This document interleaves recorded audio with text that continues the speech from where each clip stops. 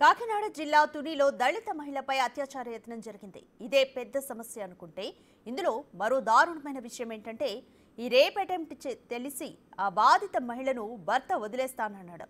దీంతో ఏం చేయాలో అర్థం కాని దుస్థితిలో పడిపోయింది ఆ వివాహిత.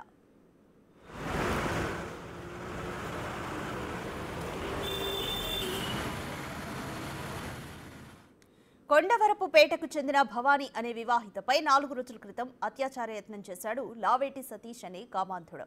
బాధితురాలితో పాటు ఆమె బంధువులు కూడా ప్రతిఘటించడంతో తప్పించుకుని పారిపోయాడు దుర్మార్గుడు.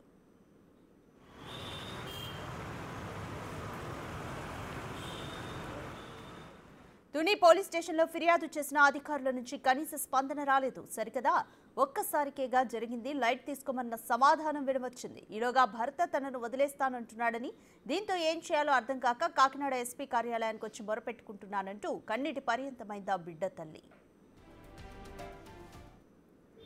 నేను మామూలుగా ఇంట్లో పని చేసుకుంటాను సార్. నా పేరు ఆరుగుల భవాని, ఆరుగుల దేవుడు మా ఆయన సార్. అయితే నేను ఇంట్లో పని చేసుకున్నప్పుడు తను ఒక అబ్బాయి వచ్చినాడు సార్. వస్తుంటే నా ఊసు తెత్తలేదు కదా, నేను తనను ఏమి అనకూడదని చెప్పి నేను పట్టించుకోలేదు సార్ ఏమీని.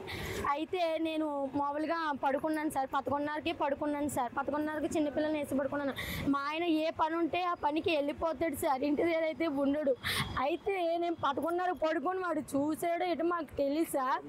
సతీష్ సార్, రాగేష్ సతీష్ అబ్బాయి పేరు. అయితే నిమ్మకాయలు వీరు అబ్బాయిది.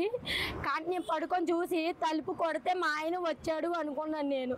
కానీ తీరా చూస్తే మా ఆయన కాదు సార్. ఆడు వచ్చి నన్ను దోసేసి బలం పూర్తిగా బట్టలు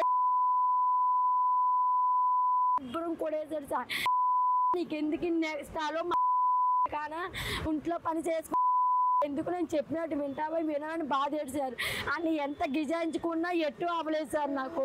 అయితే నేను పరిగెట్టి వచ్చేసేదాన్ని, ఆయన వదిలేదు సార్. చిన్నపిల్లలను వదిలేసి నేను గిజాయించుకొని వచ్చేసాను సార్. శుభ్రమాడు ఇష్టం వచ్చినట్టు చేసి పరిగెట్టి గిజాయించుకొని వచ్చేసాను సార్.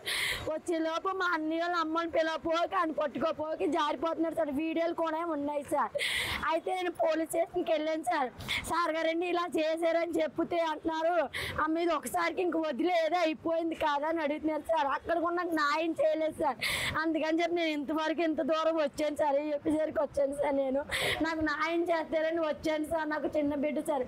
ఇప్పుడు మా ఆయన నువ్వు నాతో ఉండొద్దు, చెయ్యొద్దు, వెళ్ళిపో, నువ్వు మా ఇంటికి అది రావద్దు, కాపురం నేను చేయను అని అడుగుతున్నాడు సార్. నాకు మీ అక్కడ అన్నిలో అందరూ నమస్కారం చెప్తున్నాను సార్. నాకు న్యాయం చేస్తారని